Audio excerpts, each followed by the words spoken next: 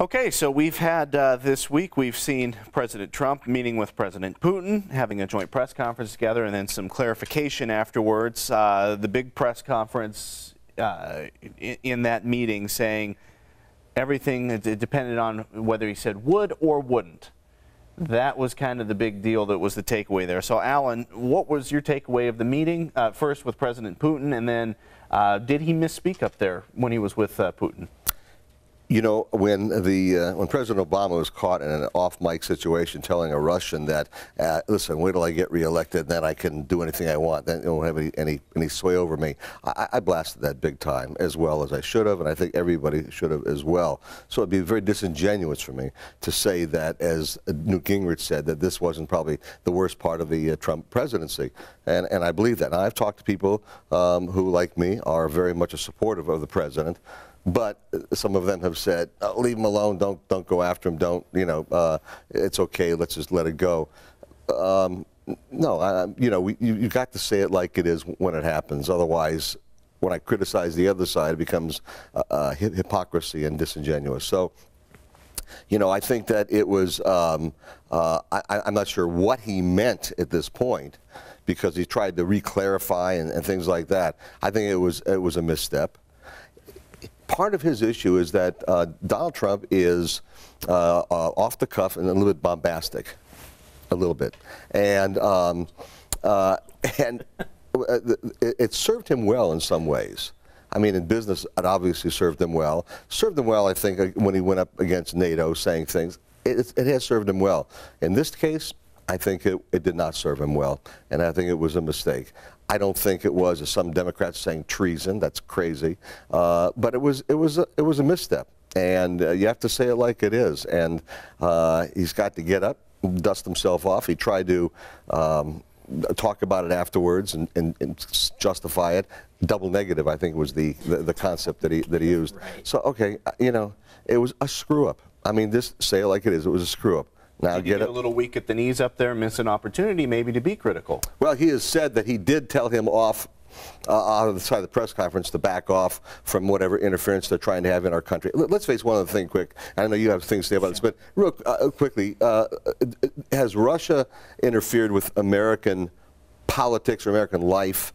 Listen, I remember going back to the Soviet Union days when it was being said by the right that the Soviet Union was piling millions of dollars into America to try to subvert our political policies, and the left at the time was going, no, you can't say there's no proof. When the Soviet Union fell, the vaults opened up, paperwork came out, sure enough, millions and millions of dollars went to the CPUSA. So that was Russia as a great part of the Soviet Union.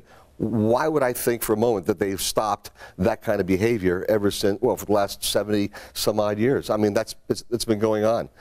They interfere with elections and whatever they can do. I don't think it changed any votes, but they interfere. We interfere. I mean, Barack Obama tried to prevent Benjamin Netanyahu from being reelected in Israel. So, I mean, countries do this. Is it right? No. But we've got to become stronger in our intelligence and our security for elections. That's why I support voter ID. Did the president miss an opportunity?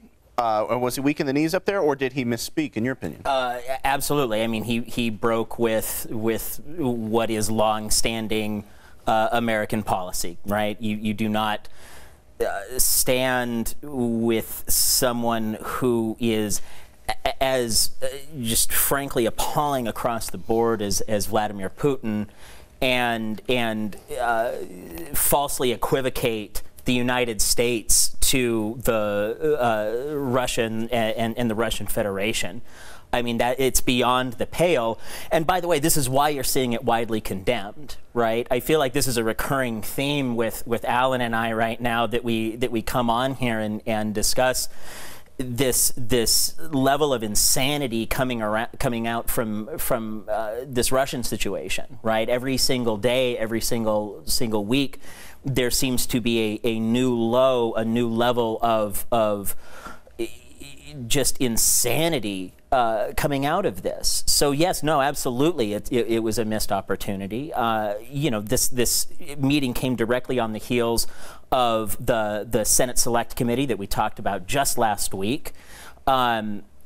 by the way, and just before the arrest of this grad student, you know, for peddling sex to try to gain influence, right? I mean, it's absolutely insane that all of this is coming out all at one time, and that he would then stand there next to Putin, right? Now we've found out, by the way, that he was warned about this interference as soon as he was beginning to receive intelligence briefings. This is before the election, right? This is when he was the candidate and began receiving intelligence briefings. He was made aware of this and then went out in full-throat denial.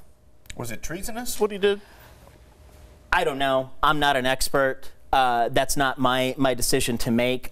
It was absolutely appalling and shocking, which is, again, why you're seeing, you know, someone like me and someone like Joe Walsh on the same side of an issue, just beyond aghast with this. Thus the widespread condemnation, which I think is right. Whether or not that needs to be run down, whether it's risen to the level, well, I think we're partially already doing that, right? I mean, again, this, you know, this is why I think you were seeing such complete pushback, I guess, on the Mueller investigation, because of how far and widespread this particular vein of corruption right now is. When you look at the president's response, it was a scripted response. He clearly had his notes he was referencing during that meeting. A different tone, because that's not what we're used to seeing from the president. Was that the right move? Did he need to be on script to try to make that clarification? I don't know what was on that script that day, and I don't think any of us ever will. And the fact that the next day he walked back what he said it was a matter of a would, wouldn't, and stuff like that, I'll never know. I will say this, that, listen, I was upset when Barack Obama went through his apology tour to the entire world, okay? So, therefore, I was not very crazy about the idea about him standing next to Putin and saying that, you know, listen, a lot of the problems that have gone on in the world between the two of us, a lot of it's our fault, too. No, don't tell me that it's our fault, okay? I think we've done everything we can to be as honorable as we can throughout the years, regardless of who's been president. I think they've tried everything they can to subvert us all these years. So I didn't agree with Barack Obama when he was saying that. I certainly don't agree with Trump when he's saying that now either. Is it treasonous? No, it's not treasonous. It was a boneheaded move by the president saying what he said. It was a mistake. It was not a good point. As I mentioned, Newt Gingrich said it was the lowest part in this president's presidency. And in terms of what he knew before he became president, when he was a candidate, Barack Obama knew about this stuff way before and did nothing about it whatsoever. I mean, he knew about the attempt of Russia to try to inject themselves into the election. You want to have, as I've said many, many times on the show, you want to go ahead and have investigations, let the chips fall where they may. I'm certainly for that. But let's also look at, and they should have indicted people a long time ago for Hillary Clinton's emails, which now we know, by the way, for a fact, those secret emails were also picked up by a third foreign party. And so a lot of the quote-unquote secrets when she was Secretary of State were accessed by, we're not sure who. We assume it was Russia, but it could have been somebody else. But, I mean, this is the kind of stupidity that came out of her when she was the Secretary of State. You want to investigate it all, investigate the whole ball of wax and let the chips fall where they may. And if that means indicting her, that means indicting her. They can't indict him. He's president right now. But, you know, I mean, and I don't think there's anything to indict him for. I think, again, you know, I think he has made some mistakes. Overall, I think he's done a great job, but he's made some mistakes. And this happens to be the worst of the mistakes. I mean, I think characterizing what he has proposed, right? He's proposed giving Russia access to Mike McFaul. Right, we're talking about an ex-ambassador, right? That he's talking about. He's weighing right now. He's trying to figure out whether or not it's a good idea to hand him over to the FSB for interrogation. I mean, you can say whatever you want about literally. I mean, any other politician in the history of the conflict between us and Russia. formerly the USSR. Go back as far as you want. No one would have ever dared to stoop as low as to offer one of our citizens over to be interrogated by Russian intelligence.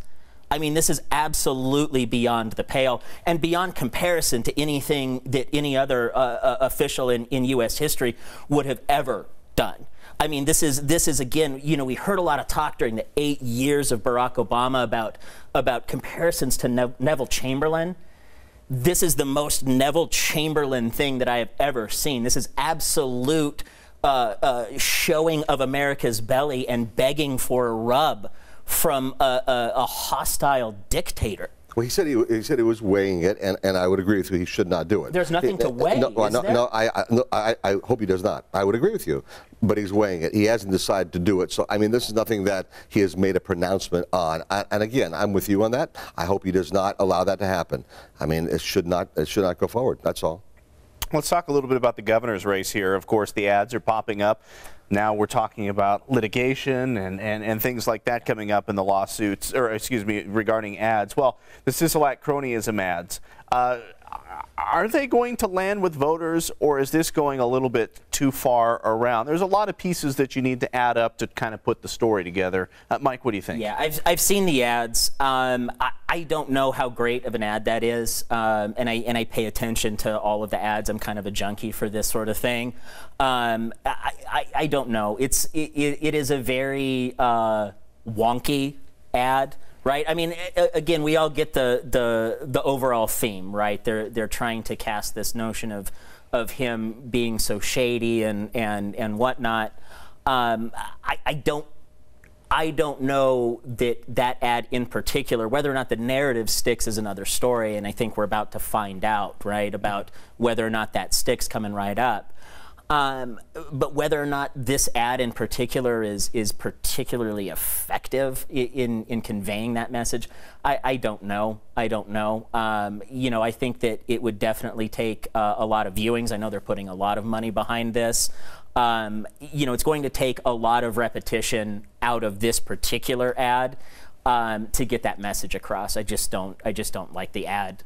You know, that's what we all do, right? We watch these ads, we break them down, we look at them. But at the same time, you know, trying to put on the voter hat, maybe what you hear from people that call into your show, Alan, is this too convoluted? Is this too hard to follow? I mean, is it an effective attack if you have to really think about what they're trying to say? You know, I agree. I think it is a wonky type of an ad, and I think, you know, if they play it over and over again, day and night, week after week, month after month, until the election, it may have some impact on it.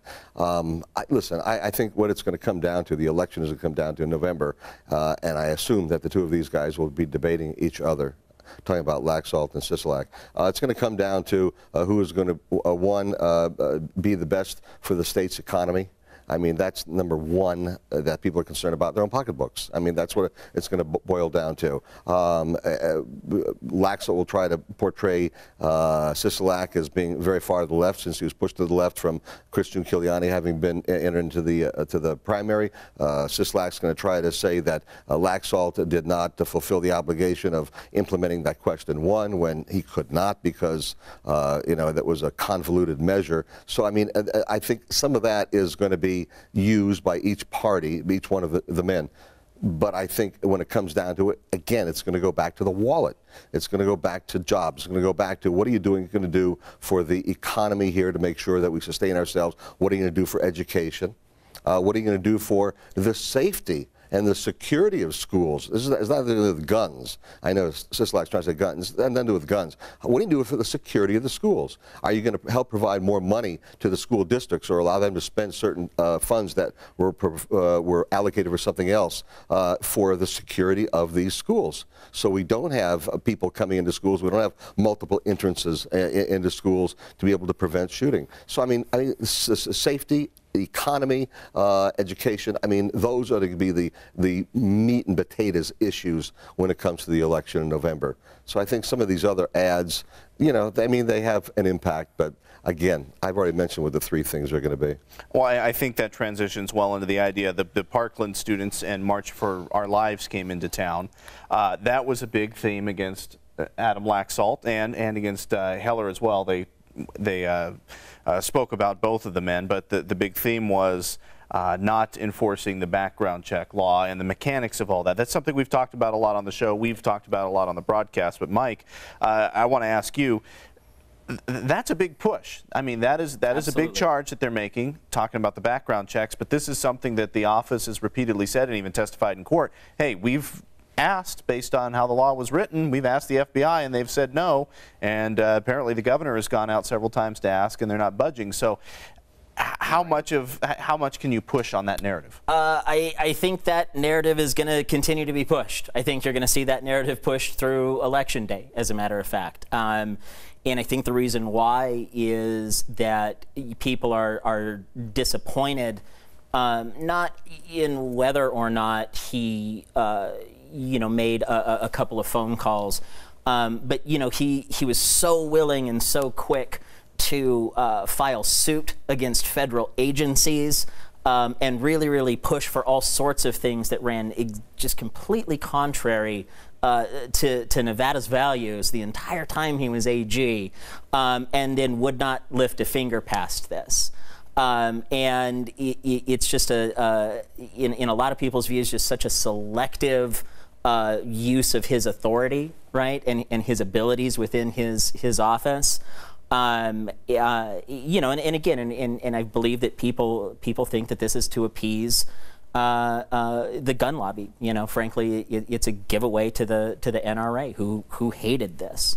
So we're going to see it. Absolutely, and again, and I think the reason why we're going to see it is that it is resonating, right? And it's definitely resonating against young people. I know some of these young folks with the March for Our Lives, and there are a lot of young people. I have not seen this many young people this interested in a midterm election, maybe ever. And I think that's a very, very good sign for things like Question and One. What do you think, Alan? Do you think that Adam Laxalt worked hard enough on this issue as he had on other issues? Well, let me say I agree with you that I think this is an issue that's going to be pushed to the election and beyond the election. Sure. Okay. So having said that, let me say that people can criticize Adam Laxalt for whatever they want to regarding Question One. They can't criticize him for being a legal mind and a lawyer who followed the rule of law. Now, I know that the left would like to subvert law because that's what they do a lot. And this is another area where ignore what the law says and let's just go for what we really want, what our gut wants. And he says, sorry, you can't do that. We have to go by the rule of law, and that's what we're going to go by. So he's done the absolute right thing on this, and they've been told, the folks who are proponents of Question were told, if you don't like it, rewrite another question that would pass constitutional muster and pass the muster of what the law states, and then let's go ahead and you can get that implemented if you want to. You have to change state law to allow people to have the investigations done by the feds, because right now these other investigations are done by the state. So, he's following the rule of law. The fact that you have these disingenuous kids out there doing this, and of course, this is all thing we know. It's been proven, sponsored by Soros and people like that. The money's behind them. As soon as Parkland happened, and people like David Hogg came out and said things, they were asked, as well as other people were asked, like Steve Sisolak and Christian Giuliani, people like that. You want to ban assault weapons. What's an assault weapon? Define an assault weapon.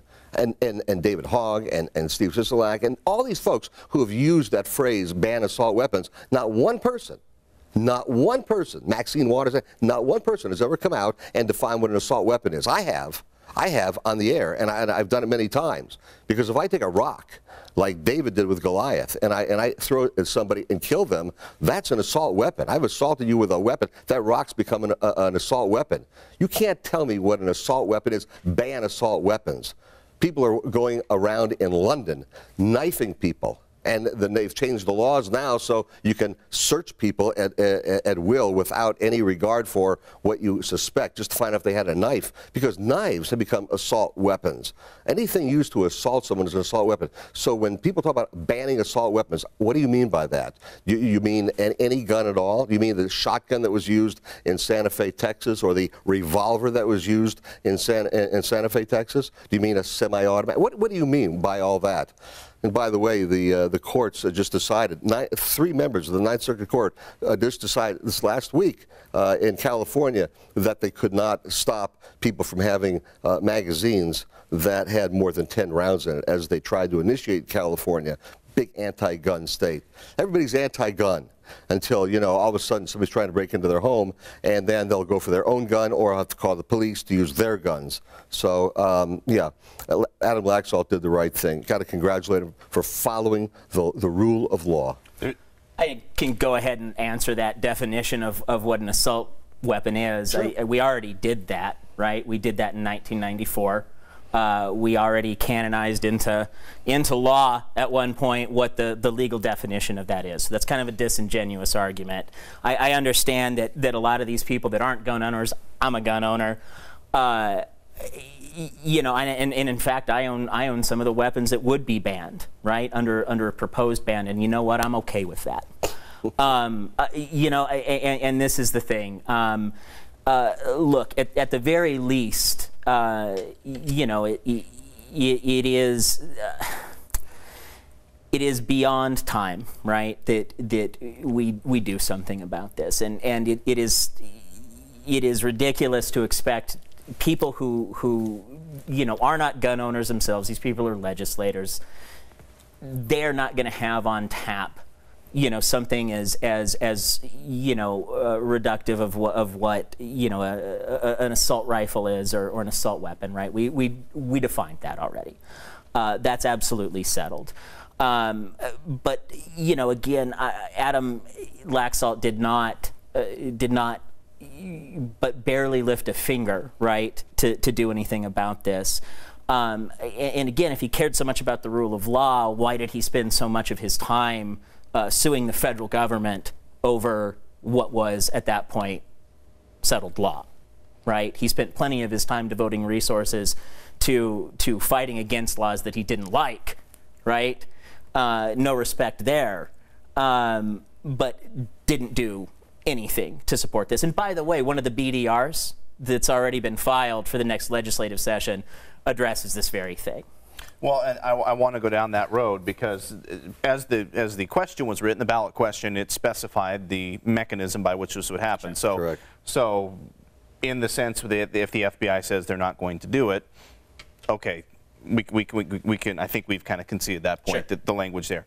But there's the possibility that Adam Laxalt could be the governor with the Democratic legislature that could pass a BDR that would change this. Does he veto it? If something comes in and says, we're going to change it to the state background check system, do you think Adam Laxalt would veto that? No, I would hope so. Yeah, absolutely. Let me just also say that they didn't define an assault weapon back in '94. They defined certain weapons that they were going to ban because they considered them to be assaultive on people. These were not. They didn't define assault weapon per se. They did ban certain types of weapons, which was again after 10 years was ended because it was a short-term type of a ban. So, you know, and if you're so much against these weapons, I don't know why you have one in your home anyway, because you got those kind of weapons, my God. And by the way, I've got them also. And so I resent someone trying to tell me that they want to curtail some of my constitutional rights. I would hope that the governor, if Laxalt becomes the governor, that he would veto something like this. I want to keep the background investigations the way they're going right now, which happens to be it goes through the state, and it takes, and right now it's taking about 90 days, something like that, to get a CCW. The sheriff just told me this recently. So I mean, all these investigations are being done by the state right now, and so far it's worked very, very, very well. These folks, again, want to implement things that are not in the law, and I wish they would work within the law. I know when it comes to issues about, illegal immigrants, oh my God, we got to work within the law. We can't work with ICE and stuff like that.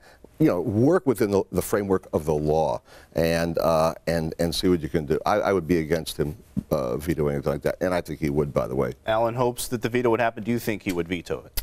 No, absolutely, right? I think that's one of the concerns. That's part of why you're seeing this as an issue now, right? Because any attempt to make it the law of the land, if he has an ability to stop it, he is going to. He is absolutely going to pander to the NRA every single chance he gets. All right, let's leave it right there for this week. Thank you both for coming in. Thank you. Awesome. Thank you.